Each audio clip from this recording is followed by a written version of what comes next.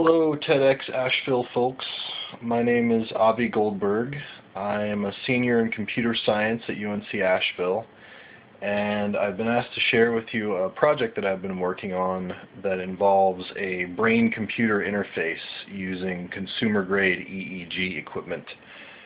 I apologize, first of all, for the quality of this video. I had to do this on very short notice, so I'm just holding my cell phone camera myself here and doing the recording.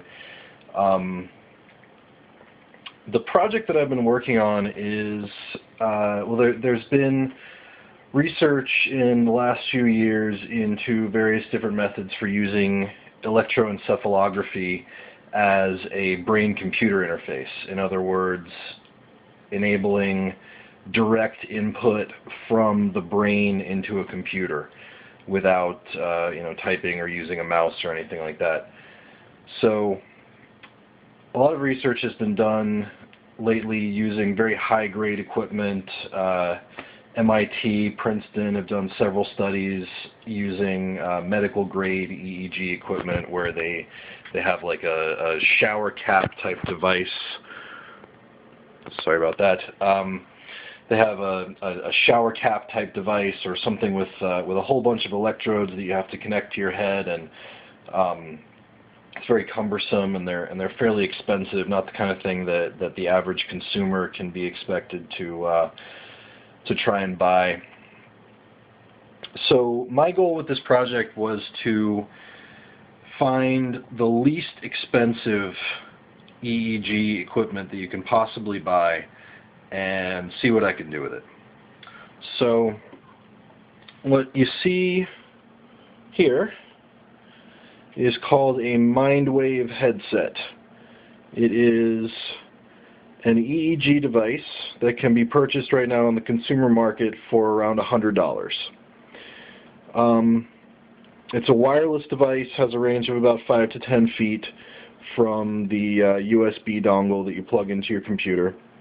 The electrode that you see here sits on your forehead and records the electrical signals coming off of your scalp, which correspond to various different kinds of brain activity and different states of consciousness, that sort of thing. And I'll put it on and demonstrate in a second. Essentially, what I'm going for here is to demonstrate that we are at a point in the technology now where this is something that we can start to take very seriously. That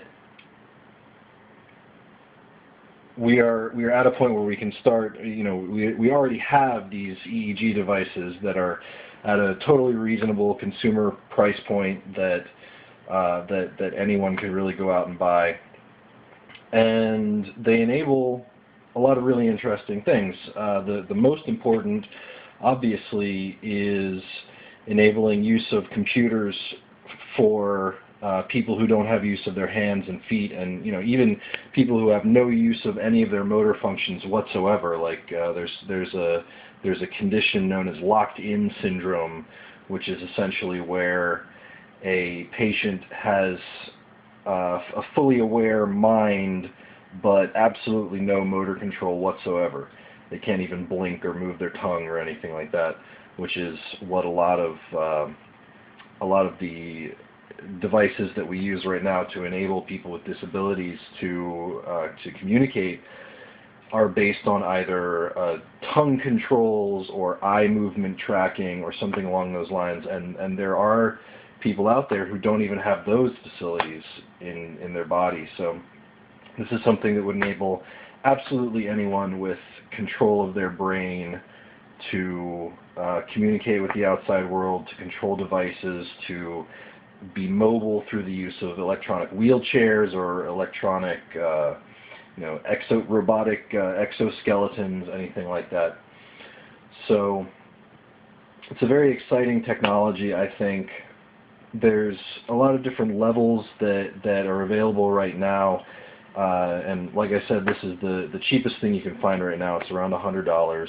And that's sort of the low end of the spectrum. The high end of the spectrum goes all the way up to surgically implanted electrodes that they have to drill holes in your skull and implant little electrodes into your brain, and you can get a very, very accurate reading that way. And there are experiments being done right now with that, not on humans as far as I know, but there are animal experiments that have been fairly successful, getting animals to interface with computers using these implanted EEG devices. So it is something that's on the horizon as far as being able to use with humans.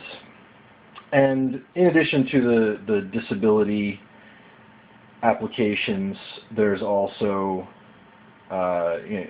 you don't have to be disabled to use this technology, obviously. It can act as a supplement to the current kinds of controls that we have. Like, for example, you could be using a keyboard and a mouse and a brain control at the same time. You could use it as a hands-free device when you're driving, anything like that. So that is, in a nutshell, and what I'm going for here. And the real takeaway of this is that this is something that we need to be making a much higher priority, because I think this is really something that's going to revolutionize computer interfaces for the disabled and for really anyone. And it's going to be a huge, huge thing in the future, and the very near future, as a matter of fact. So just a quick demonstration. I will put the headset on. And what I've done, let's see, I have to put the camera down here for just a moment.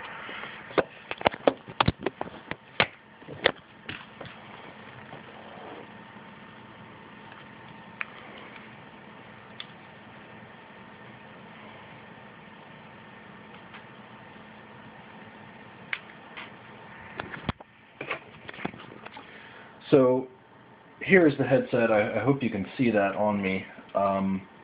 We've got the electrode sitting here on my forehead, and it's got another little clip that clips onto my earlobe to ground out the electrical connection.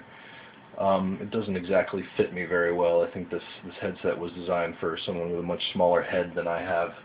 But if I start up my program here, I'll just turn the camera around so you can see that. And what you see down in the corner here is a readout of the position that it's getting from the EEG device. It hasn't actually started moving yet, but you should see that here shortly. Oh, sorry, I have to restart it actually.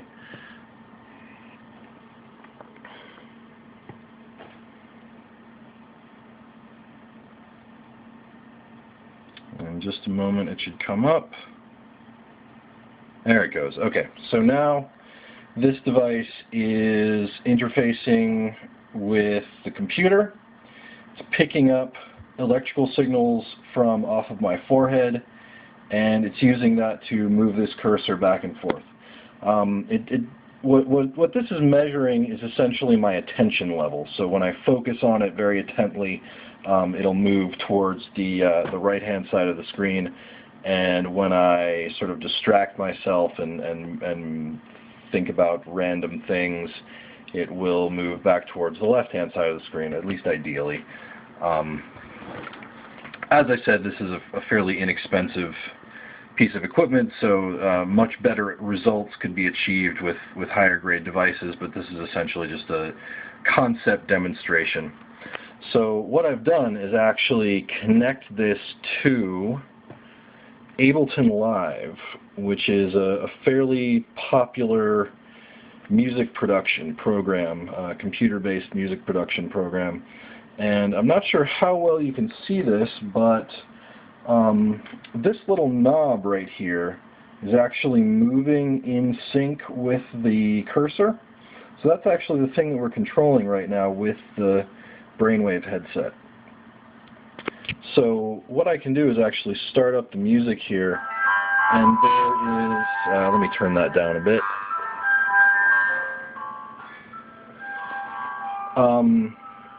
There is a harmonic delay effect that is being controlled by the Brainwave headset right now. So if you can see that, I am actually controlling a knob in this music production software with my brain right now as I speak. And that's basically it. There is a bit more that I can say about it. I'll send along the PowerPoint presentation that I've been using for the presentations that I've done so far with this setup, so it'll give you a bit more background information.